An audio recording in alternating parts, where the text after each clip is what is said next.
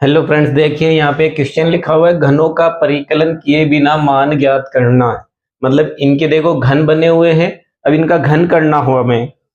तो ये कह रहा बिना किए आपको घन डायरेक्ट नहीं करना है और इनका मान निकालना है। तो इनका मान निकालने के लिए हम क्या करेंगे कि देखिए ध्यान दें, यहाँ पे 1, 2 और 3 संख्याएं दे रखी हैं। हम मान लेते हैं कि माना a बराबर तो है हमारे पास -12, बी बराबर है 7 और सी बराबर है ये 5 मान लिया हमने।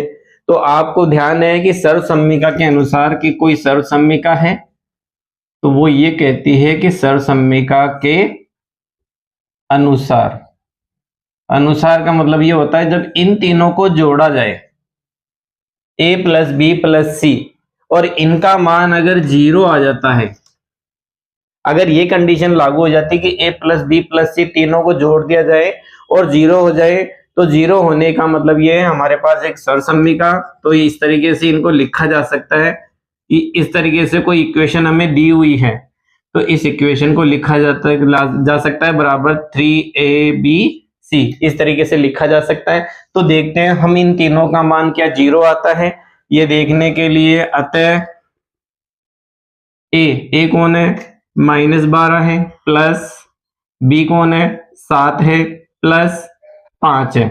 आप ध्यान देंगे, देखो इसमें एक माइनस की संख्या है, 2 प्लस की संख्या है, तो इन संख्याओं को हम क्या करेंगे, देखो समान चिन्ह वाली को जोड़ लेंगे। तो ये तो हो गया 12 प्लस का, और आगे था -12। -12 में से अब विपरीत चिन्ह है तो विपरीत चिन्ह वाली घटा दी जाती है, तो -12 में से ये 12 चला जाता है तो ये हमारे पास 0 बच जाता है। इसका मतलब ये इक्वेशन यहाँ पे लागू हो सकती है। तो इस इक्वेशन के हिसाब से हम इस क्वेश्चन को देखेंगे। अतः -12 की घात 3 प्लस 7 की घात 3 प्लस 5 की घात 3, इस तरीके से इसको जब लिखा जाता है तो ये किसके बराबर हो जाना चाहिए, 3abc, मतलब 3 तो लिख दिया।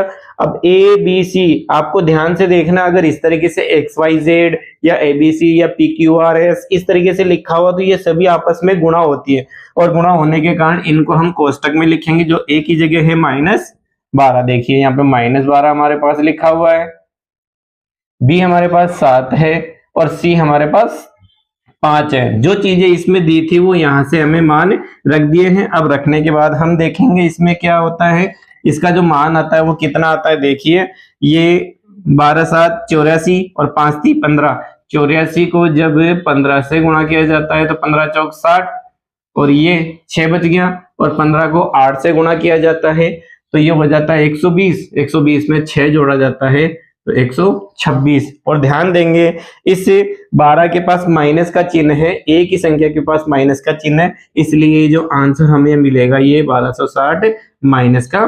में अगला क्वेश्चन देखिए, क्वेश्चन नंबर 2 है 28 की घात 3 -15 की घात 3 और -13 की घात 3। इसका मान भी आपको घनों का परिकलन किए बिना ही निकालना है। तो इसको निकालने के लिए वही तरीका हमारे पास कि इनका मान अगर 0 हो जाता है तो हमें वो इक्वेशन लागू करनी है। जैसे देखिए यहाँ पे कि माना ए तो मान लेते हैं हम इसको, बी की जगह 15 माइनस का और सी की जगह -13, ये मान हमारे पास है। अब हम ये जानते हैं कि सर्वसम्मिका के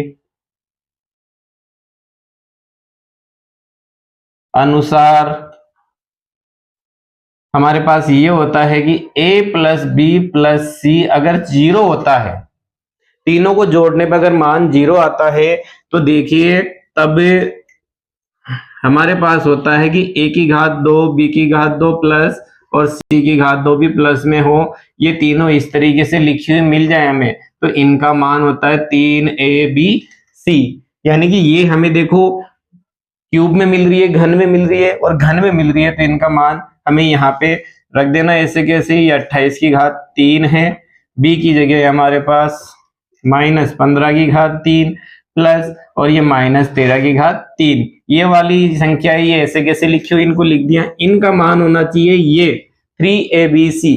तो 3 तो हम यहां से लिख देंगे ए बी सी। ए हमने क्या मान लिया था 28, क्योंकि ये तीनों ही गुणा में होती है इसलिए यहाँ पे 28 को कोष्टक में बंद करेंगे। बी का -15 इसको भी कोष्टक में बंद कर दे आप, और ये सी वाला जो है ये -13 इसको भी कोष्टक में लिख देंगे। अब देखिए इसका मान क्या आता है, इसको सोल्व करने के बाद इन सभी संख्याओं को हमें क्या कर देना है, गुणा कर देना है। तो आपको पहले तो ये देखना चिन्ह देखिए, माइनस और माइनस दो चिन्ह है माइनस माइनस के, गुणा करने पे ये तो हो जाते हैं प्लस, जो कि लिखने की हमें आवश्यकता नहीं है। अब बाकी की बची बात इनको गुणा करने की, तो इन सभी संख्याओं को हम गुणा कर लेंगे। इन सभी संख्याओं को गुणा कर दिया जाता है तो ये मान हमें मिलता है 16,380। इस तरीके से इसे घनों का परिकलन किए बिना इनका मान हमें 16,380 मिल जाता है।